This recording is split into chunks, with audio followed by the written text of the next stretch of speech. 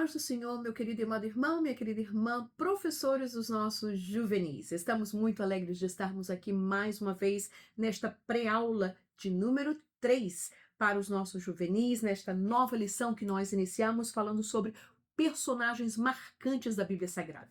Semana passada nós estávamos de uma forma muito especial, fizemos a nossa gravação lá desde Carolina do Sul, mas graças a Deus aqui já estamos de volta, a nossa saúde também já está melhor por causa de uma forte gripe que nós tivemos e louvado seja o nome do Senhor que aqui estamos ainda assim um pouco atrasados no nosso tempo, mas chegando aqui para essa nossa pré-aula. Amém? Meu nome é irmã Vânia da Silva, missionária Vânia da Silva, que estamos aqui com você. Se você é a primeira vez que está aqui conosco, não esqueça de se inscrever no canal, de poder colocar aí as notificações para receber as pré-aulas, não é, dos nossos juvenis, também da classe dos jovens, da classe dos adultos, que a nossa professora Manuela Barros, ela também dá estas pré-aulas para nós. Então, nós vamos estar falando hoje sobre as filhas de Zelofeade. Umas pessoas podem dizer, meu Deus, quem são essas? Não é? Eu nunca ouvi esse nome na Bíblia Sagrada. Pois é uma história lá escondida no livro de Números, muito linda e que fez uma mudança completa para o povo de Israel.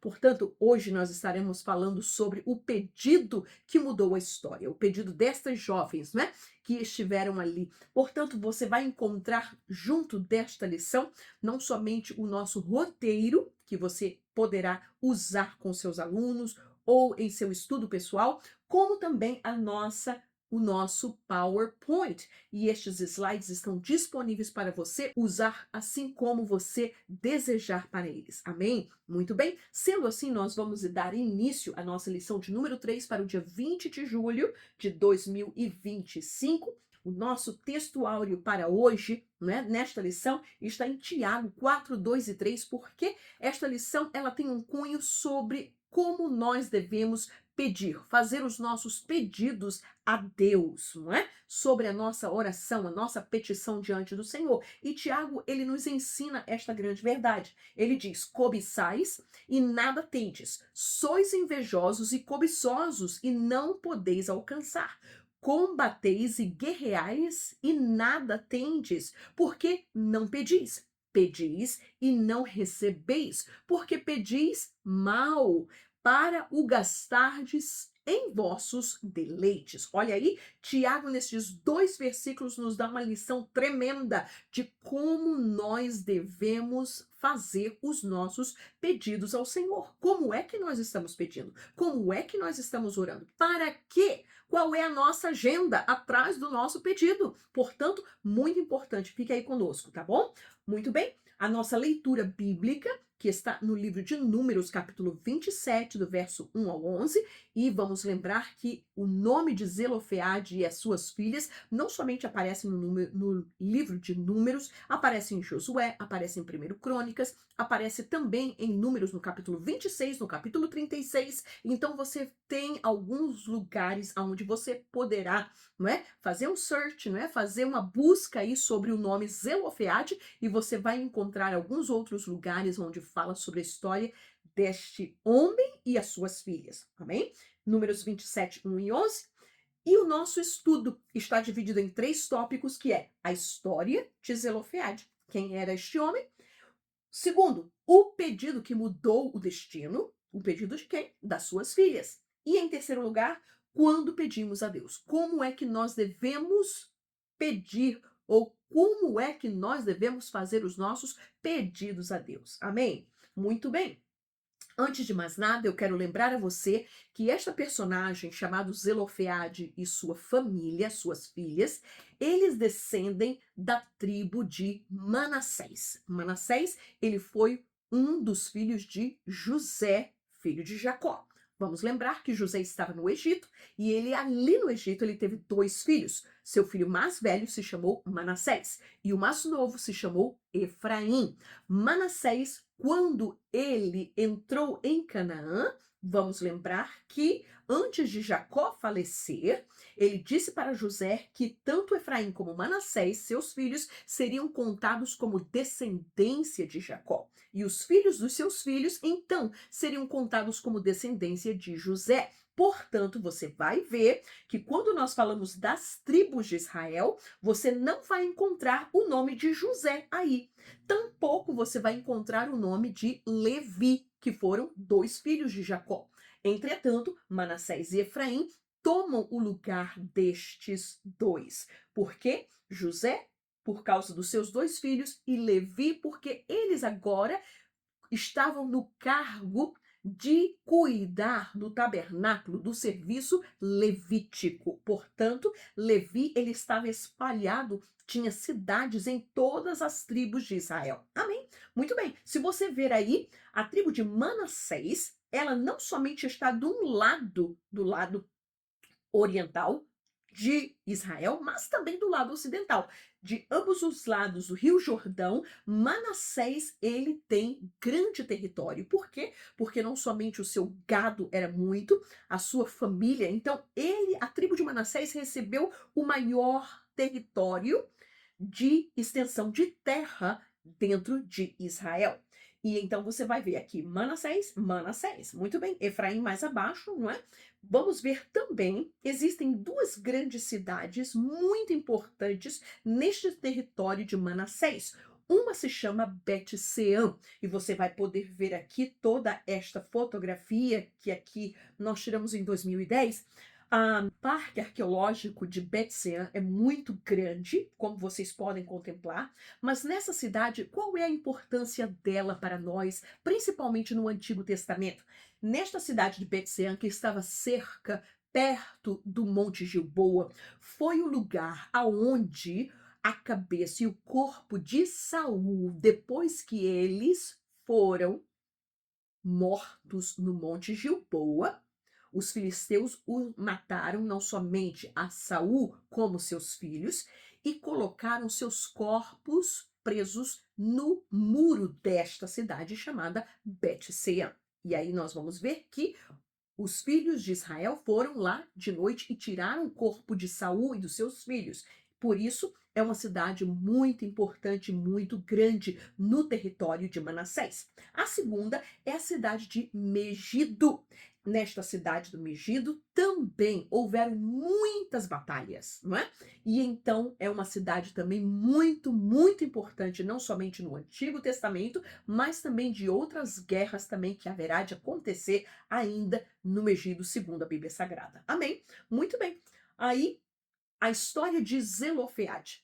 Em primeiro lugar, vamos falar sobre a pessoa dele, a pessoa de Zelofeade. Segundo, as filhas de Zelofeade e a morte de Zelofeade. Amém? Muito bem. A pessoa de Zelofeade. Quem era este homem? Olha aí, o que é que diz 1 Crônicas 7,15? E Maquir foi o filho de Manassés, filho de José. E Marqui tomou a irmã de Upim e Supim por mulher, e era o seu nome Maaca, ou seja, Maquir casou com Maaca, e foi o nome do segundo, ou seja, do filho, Zelofeade. Amém? Zelofeade teve filhas. Muito bem. Josué 17,3. Zelofeade, porém, filho de Efer, o filho de Gileade, o filho de Maquir, o filho de Manassés, não teve filhos, mas só filhas. Olha aí, aqui nós podemos ver um pouquinho mais detalhado a genealogia de Zelofeade, ou seja, vamos ver que José teve a Manassés, Manassés teve a Maquir, Maquir teve a Gileade, Gileade teve Efer e Efer teve Zelofeade. Mas o que é que ele diz?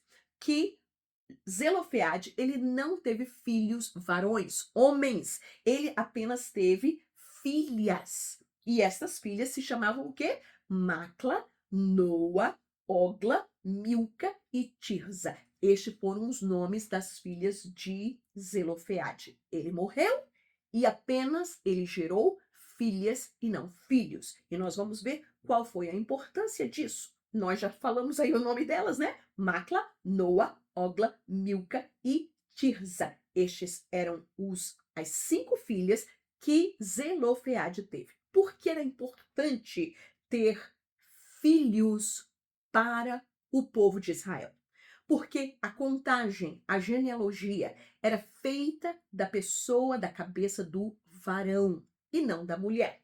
É por isso que em muitas genealogias que nós encontramos na Bíblia Sagrada, a contagem que ele faz, até mesmo no livro de Mateus e Lucas, quando fala da genealogia de Jesus, ele vai dar o nome dos varões, dos pais, das famílias, dos quais descendiam as pessoas. Nós vamos encontrar excepcionalmente na genealogia de Jesus que menciona o nome de Ruth, que foi a esposa de Boaz, da qual descendeu Obed e descendeu Davi, e também nós vamos encontrar o nome de Raabe, aquela que lá no tempo de Josué entrou, não é, nesta genealogia de Jesus. Mas, entretanto, na sua maior parte era contado os filhos varões. Muito bem. Porém, Zelofeade, filho de Efer, não tinha filhos, senão filhas. E os nomes das filhas de Zelofeade foram Macla, Noa, Ogla, Milca e Tirza. E chegaram as filhas de Zelofeade, filho de Efer, filho de Gileade, filho de Maqui, filho de Manassés, entre as famílias de Manassés, filho de José, e estes são os nomes de suas filhas: Macla, Noa, Ogla, Milca e Tirza. E desculpe aí, nós vamos ter muitas vezes repetindo o nome dela. Vai ser bom para a gente memorizar o nome das filhas de Zelofeade, não é? Muito bem. Então, nós já sabemos que Zelofeade, ele é da tribo de Manassés, descendente através de José, através de Manassés, e este homem, ele morre e ele não teve filhos varões, ele somente tinha filhas. E o grande problema disso tudo nós vamos encontrar no nosso segundo tópico. Por quê? É que essas jovens foram ter com Moisés para poder defender uma causa delas, porque elas não poderiam ser contadas nem na genealogia, nem na herança do seu pai. Ou seja, em outras palavras, o seu pai ficaria esquecido, ou seja, o nome do seu pai ficaria apagado na história desta família. E é por isso que estas jovens vão ter com Moisés para poder suplicar a eles, né? E fazer uma mudança, ainda que não estava na constituição deles, da lei, mas quando Moisés vai a Deus, Deus então julga o caso em favor destas filhas. Muito bem, mas este homem morreu, e olha aí como é que ele morre. Elas disseram para Moisés: nosso pai morreu no deserto e não estava entre a congregação dos que se congregaram contra o Senhor na congregação de Corá, mas morreu no seu próprio pecado e não teve filhos. Então, nós vamos ver claramente que estas jovens dizem e são muito sinceras diante de Moisés. Olha, o nosso pai, estas jovens talvez saíram do Egito, muito jovens, né? Crianças ainda, e agora elas não estão casadas ainda, elas eram bem jovens, talvez até adolescentes ainda, antes dos seus 18 anos, e agora o seu pai morre no deserto, mas elas dizem: meu pai, ele não morreu em uma contenda, o que aconteceu na congregação contra Coré, mas ele morreu no seu próprio pecado, ou seja, ele foi um daqueles que caiu, talvez murmurou, talvez fez alguma coisa, pecou e morreu. E esta era a realidade. Mas agora, qual era o problema destas jovens? E nós vamos ver qual era. Então, nós vamos ver agora o pedido. Qual foi este pedido que mudou o destino? E qual era o destino que foi mudado? Em primeiro lugar, o destino do sustento desta família. Nós vamos lembrar que quando o homem, uma família, que o pai morria e não havia varões naquela família, vamos ver que, em primeiro lugar, o sustento daquela família se deteriorava. Você vai lembrar da história de Noemi. Seu esposo, Abimeleque, morreu. Ficaram seus 2 filhos, tudo bem. Mas no tempo em que morreram os seus 2 filhos, então Noemi se tornou desamparada. É por isso que Deus, ele tomava conta, e ele fala na sua palavra tantas vezes nos livros proféticos sobre a questão do cuidado das viúvas e dos órfãos. E nós vamos ver aqui que não somente isso, o pedido dessas jovens não somente mudou o destino do sustento da sua família, mas também da herança da sua família. Ou seja, cada tribo, cada família recebia um pedaço de terra. Mas se não houvesse alguém, se não houvesse um varão para dar continuidade, o que que aconteceria com as propriedades que eram de Zelofeade? O que que aconteceria com aquelas jovens, com a sua propriedade, com aquilo que era do seu pai? Amém? Mas também o pedido que mudou o destino, o quê? Não somente delas, mas das futuras gerações. Porque o que elas pediram a Moisés foi colocado em lei e dali por diante todos os casos que acontecessem como o daquelas jovens, haveria também de receber esta beneficência que elas receberam. Amém? Muito bem, vamos lá ver. O sustento da sua família. Números 27:4, olha aí. Por que foi a palavra delas? Por que que se tiraria o nome do nosso pai do meio da sua família, porquanto não teve filhos? Dai-nos possessão entre os irmãos do nosso pai. E este foi o pedido delas. Ele disse: olha, meu pai morreu, não teve filhos, e agora? Somente porque ele morreu e não teve filhos, nós vamos perder as terras, nós vamos perder o nosso nome, nós vamos perder tudo. Por que isso? E elas então, elas disse: não tirem, por favor, o nome, a memória do nosso pai. Não tire de nós o nosso sustento. Amém? E Deus foi em favor do pedido dessas jovens. Olha aí, vamos ver também a história de outra mulher, que quando seu marido morreu, seus filhos eram muito pequenos ainda, a Bíblia nos diz que ela ficou desamparada, aquela viúva, que foi ter com Eliseu e disse: olha, o meu marido era um profeta, dos filhos do profeta, ele servia a Deus. Ele morreu e agora estamos endividados. Os credores vieram buscar meus filhos, eu estou sem sustento. O que é que nós vamos fazer? Aleluia. E olha aí, e uma mulher das mulheres dos filhos dos profetas clamou a Eliseu, dizendo: meu marido, teu servo, morreu, e tu sabes. Ou seja, ela colocou, né, o dedo lá em Eliseu. Tu sabes que o teu servo temia o Senhor. Ele não era um filho de Belial, ele não era um carnal, ele não era um homem que estava por aí pecando, errando, não. Ele temia o Senhor. Mas veio o credor e a levar-me meus 2 filhos para serem servos, e eu vou ficar aqui agora desamparada.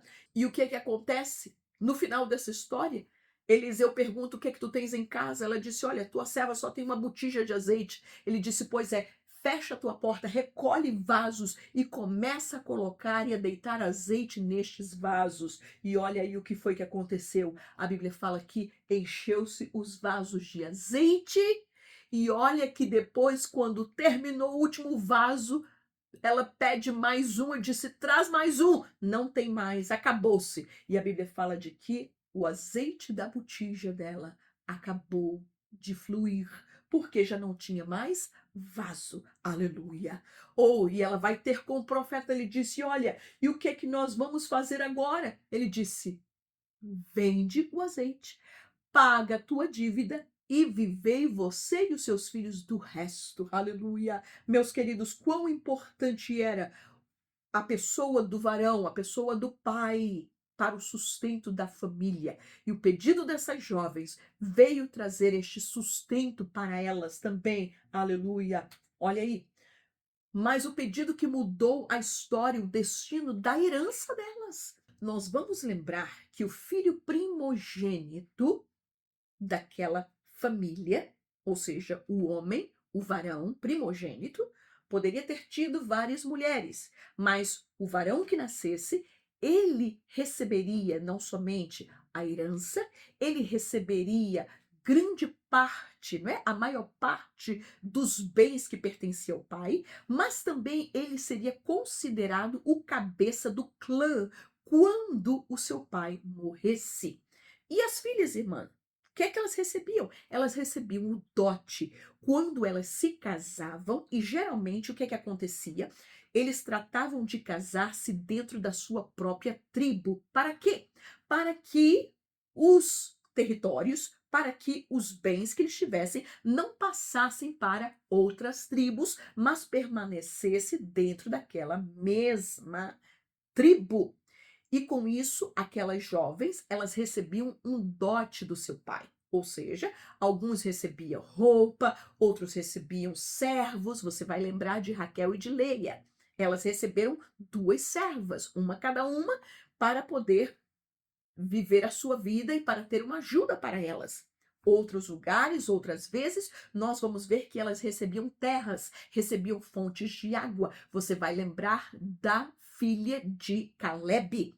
Caleb, quando dá a sua filha em mão para o seu irmão, Otoniel, o que é que ela diz? Pai, me dá fontes de água, porque a terra que eu recebi é uma terra seca. E ele foi e deu a ela. Então, as filhas geralmente recebiam dotes, recebia dinheiro, recebia bens, recebia servas. Entretanto, a questão de dar continuidade não somente ao nome da família, à herança da família, às terras e possessões da família caíam na cabeça do filho mais velho. Se aquele homem não tinha filhos, o que é que acontecia? A sua possessão, a sua terra passava para seus irmãos. Então, automaticamente, as filhas ou a mulher ficava sem proteção. Amém? Muito bem. Então vamos lá ver sobre o pedido que mudou a herança desta família. E falou o Senhor a Moisés, dizendo: as filhas de Zelofeade falam retamente. Certamente lhes darás possessão de herança entre os irmãos de seu pai, e a herança de seu pai farás passar a elas. Oh, meus queridos, que coisa maravilhosa! Agora, essas jovens não precisariam se preocupar que elas haveriam de ficar desprotegidas. Elas teriam a possessão, a terra, a herança, tudo que era do seu pai passaria para elas. E isso ficou determinado, ficou descrito em lei para as próximas gerações que haveriam de vir.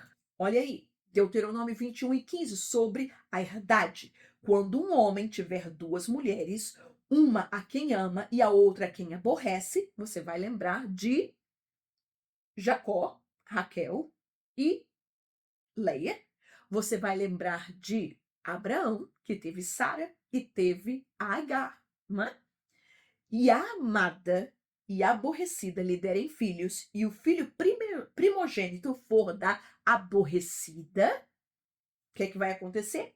Será que no dia em que fizer herdar a seus filhos o que tiver, não poderá dar a primogenitura ao filho da amada, adiante do filho da aborrecida, que é o primogênito? Mas ao filho da aborrecida reconhecerá por primogênito, dando-lhe dobrada porção de tudo quanto tiver, porquanto aquele é o princípio da sua força, o direito da primogenitura seu é. Então nós vamos ver aqui a lei que regia a questão da herança, não é? Então nós vamos ver que houveram diferenças, houveram exceções a isso? Sim, houveram. Nós vamos ver, por exemplo, Abraão, ele teve um filho antes de uma serva, o seu filho Ismael. Entretanto, Isaque herdou todas as coisas. E Abraão, a Bíblia diz que antes dele morrer, ele despediu todos os seus filhos e deu a maior porção. Por quê? Porque Isaque, Deus disse, será chamado o filho da promessa. Amém? Isaque, ele teve Jacó e Esaú. Esaú deveria receber a maior parte, deveria receber a herança. Entretanto, nós vamos lembrar daquele, né, truque, daquela engano que Jacó, junto com Rebeca, fizeram contra Isaque, e Isaque deu toda a primogenitura e deu a maior parte para Jacó, ao invés de Esaú. Nós vamos ver também, mesmo na parte de Jacó com seus filhos, Rúben foi o seu filho primogênito. Entretanto, a Bíblia fala que Rúben, ele subiu à cama do seu pai com a sua concubina, e por causa disso ele perdeu a sua herança, de ser chamado o filho primogênito, de receber a bênção dele. Amém? Muito bem, meus queridos. Mas esse pedido também mudou o destino de futuras gerações, como nós já falamos. 27:8. E falarás aos filhos de Israel, dizendo: quando alguém, olha aí a lei que se estabelece agora, não somente para as filhas de Zelofeade, mas para as futuras gerações. Quando alguém morrer e não tiver filho, então fareis passar a sua herança à sua filha. E se não tiver filha, então a sua herança dareis a seus irmãos. Aos irmãos, no caso, de Zelofeade, se assim fosse. Porém, se não tiver irmãos, então dareis a sua herança aos irmãos de seu pai. Ou seja, ficava sempre entre a família, ficava entre as tribos. Portanto, se ele não tivesse um filho varão, passaria para a filha. Se não tivesse filha, passaria para os irmãos dele. E se não tivesse irmãos, passaria para os irmãos de seu pai, ou seja, para os seus tios, ficando apenas dentro da própria tribo. Se também seu pai não tiver irmãos, então a sua herança dareis a seu parente, aquele que lhe for o mais chegado da sua família, para que a possua. Isto aos filhos de Israel será por estatuto de direito, como o Senhor ordenou a Moisés. Amém? Que coisa maravilhosa. Como é que essas jovenzinhas, elas foram destemidas a poder colocar a sua petição diante de Moisés, diante do sacerdote, e pedir, e Deus não somente concedeu a elas esta bênção, mas esta bênção foi outorgada e foi dada às futuras gerações que vieram, ou seja, a todas as outras demais filhas, as outras demais famílias, que talvez isso houvesse de acontecer, eles estariam resguardados por causa do pedido dessas filhas de Zelofeade. Aleluia.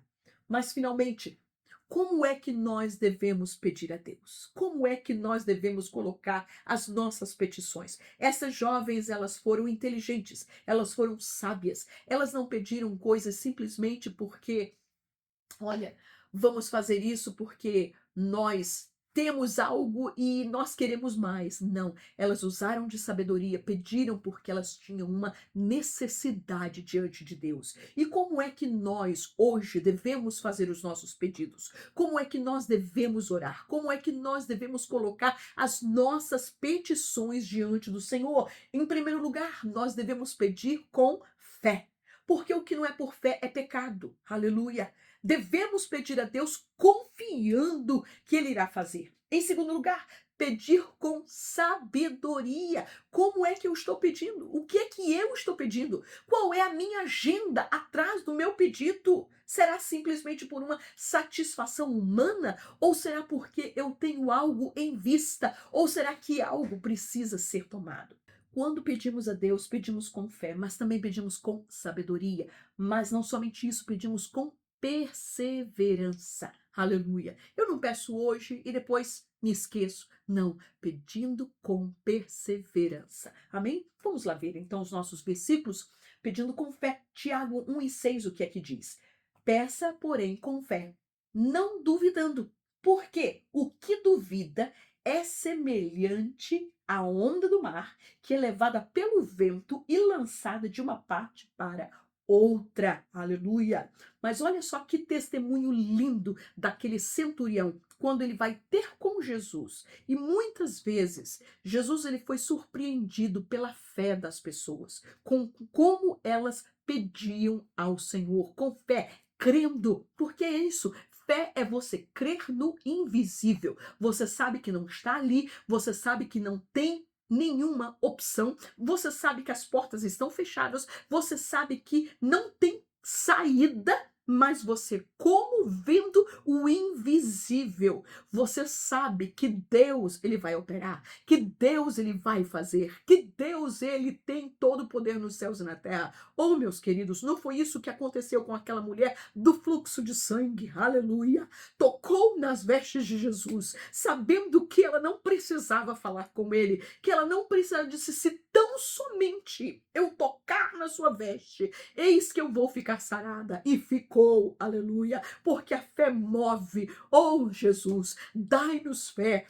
Aumenta a nossa fé, aleluia. Olha aí o que diz. E o servo de um certo centurião, a quem este muito estimava, não era filho dele, era um servo, mas que era quase como um filho. Estava doente e moribundo, ou seja, já pronto para morrer. E o que diz? E quando ouviu falar de Jesus, enviou-lhe uns anciãos dos judeus, rogando-lhe que viesse curar a seu servo. Ele não teve nem coragem de vir ter com Jesus, mandou os judeus lá falar com ele, porque ele era um romano.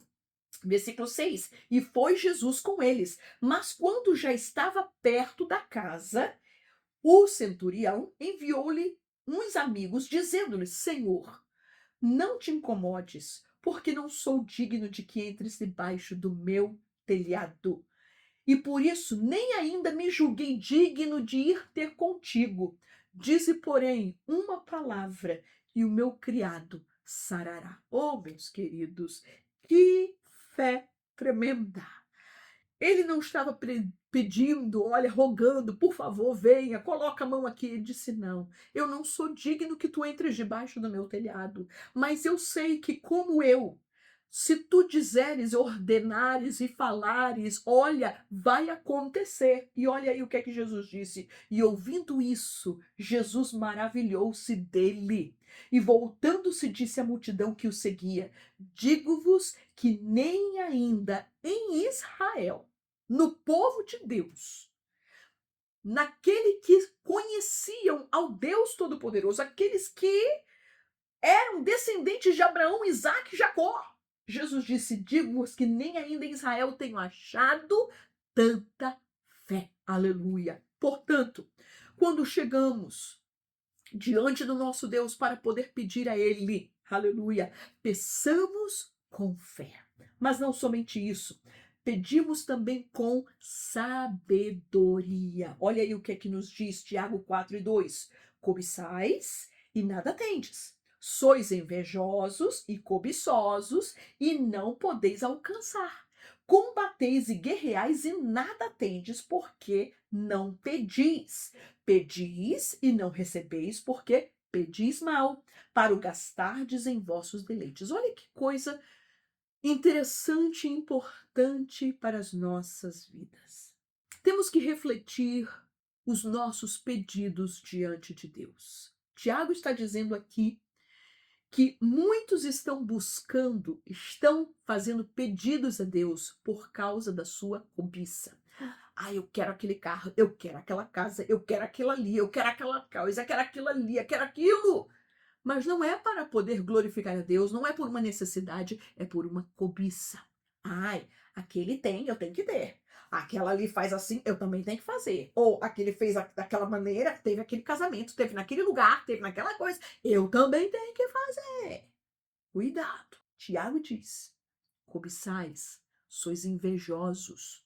E se nós fazemos os nossos pedidos diante de Deus com este tipo de espírito, com esta motivação, Tiago está dizendo: Deus não vai responder. Vocês estão pedindo mal. Porque vocês estão pedindo para o vosso próprio deleite, para a sua própria carnalidade, para simplesmente, né, inflar o seu eu. E Deus não vai responder este tipo de oração. E ele disse: peça com sabedoria. Para quê? Não para gastar nos nossos próprios deleites carnais, mas para coisas, para algo que possa ser de bênção, não somente para você, para sua família, para sua igreja, para o reino de Deus. Amém? Olha aí, nós vamos ver um rei que ele tinha tudo. Um rei que recebeu tudo na sua mão. O rei Salomão. Mas o que foi que ele fez? quando ele foi diante de Deus, que Deus apareceu a ele, Deus disse para ele o quê? Peça o que você quiser. Ô, irmãos, se fosse no dia de hoje que Jesus dissesse para a gente, peça o que você quiser, o que que nós pediríamos ao Senhor? O que que seria a prioridade da nossa listinha diante de Deus para pedir a Ele? Mas olha só o que foi que aconteceu com Salomão. E em Gibeão apareceu o Senhor a Salomão de noite em sonhos e disse-lhe Deus, pede o que quiseres que te dê. Uau! Nem todo mundo, irmãos. Nem todo mundo, nem na Bíblia Sagrada, Deus não fez isso com Davi. Mas ele fez com seu filho Salomão. Pede o que quiseres que te dê. E olha aí, versículo 9. A teu servo, pois dá um coração entendido para julgar a teu povo, para que prudentemente discirna entre o bem e o mal, porque quem poderia julgar a este teu tão grande povo? Irmão, Salomão era jovem, muito jovem, quando assume o trono, e ele, seu pai, não era um Zé Ninguém. Seu pai tinha nome. Seu pai tinha um legado. E este jovem, graças a Deus, ele faz esse pedido seu, ele ora a Deus com sabedoria. Porque ele disse: como é que eu vou calçar os sapatos do meu pai? Como é que eu vou julgar a este povo? Como é que eu vou fazer o que eu tenho que fazer, sendo filho de Davi? Oh, meus queridos, tantos usam e assumem cargos que Deus dá oportunidade para eles. E ao invés de fazer uma oração desta diante de Deus, pensa e entra no cargo, entra na posição como que fosse o bambambam, como que fosse aquele que, olha, eu sou o melhor, eu sei o que, que eu estou fazendo. Você vai lembrar da história que nós já falamos aqui no 2 trimestres atrás, sobre a vida de Roboão. O meu dedo mindinho é maior do que os lombos do meu pai. Se ele castigou vocês com açoites, eu vou vos açoitar com escorpiões. Irmãos, um menino de fralda ainda, diante de um pai como foi Salomão, o homem mais sábio do mundo, e falar tal besteira. Meus queridos, que Deus nos dê sabedoria. Que nós possamos pedir a Deus sabedoria. Você pode já saber tudo daquele cargo. Você já pode saber, você pode ser o número 1, você pode ter o diploma, você pode ter todas as grandes, né, qualidades e qualificações, mas você não entra em lugar nenhum, nem na igreja, nem na sua posição no trabalho, nem um casamento, nem para ser pai nem mãe, o que for que você vai fazer, você não entra como que você já sabe o que é que vai ser feito. Você entra com humildade, pedindo a Deus sabedoria. Senhor, ajuda-me para que eu prudentemente possa julgar, trabalhar, lidar com este povo. E a Bíblia fala que Deus, ele fez poderosamente uma obra na vida deste jovem. E ele diz o quê? Porque você não pediu riqueza, ouro, prata, nem nada disso, nem vitória sobre os seus inimigos. O que que eu vou fazer? Eu vou te dar tudo isso. Vou te dar o que você me pediu e vou dar ainda mais. Olha aí que coisa maravilhosa.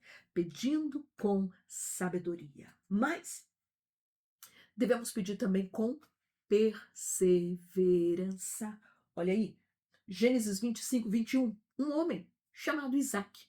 Ele diz o quê? Isaac orou instantemente, perseverantemente ao Senhor por sua mulher, porquanto era estéril. E o Senhor ouviu as suas orações e Rebeca, sua mulher, concebeu. Olha aí, Rebeca não podia dar filhos, Mas Isaac orava todo dia, todo dia, todo dia. Senhor, me dá um filho. Senhor, abre a madre da minha esposa. Senhor, faz o milagre. Aleluia.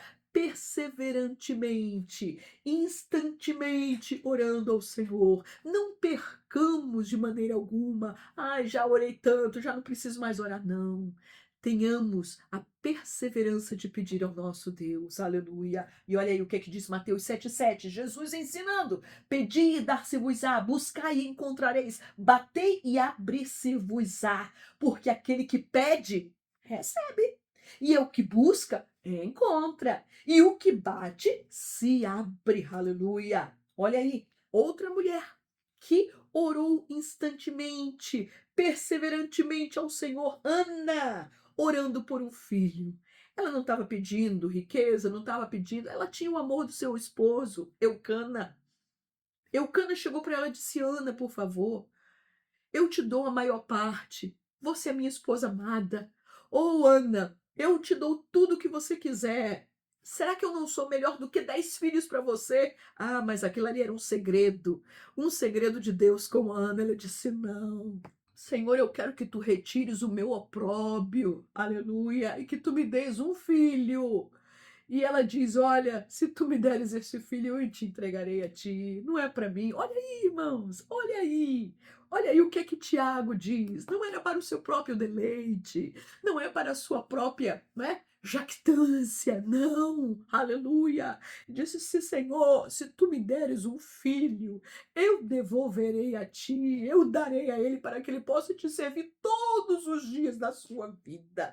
Oh, meus queridos, aleluia! E o Deus concedeu, ainda que as pessoas, que a sua, né, rival estava ali todo santo dia, toda semana, todo mês, toda vez quando subiam para poder sacrificar ao Senhor em Siló, aí estava ela lá: olha, tu não tem filho, e fazia a vida de Ana difícil. Até mesmo o sumo sacerdote ali, irmãos, quando vê ela orando, pensa que ela está bêbada, ele disse: meu Senhor, não me tenha por filho de Belial, aleluia, isto é somente angústia de coração, é a minha oração, é a minha súplica diante do Senhor.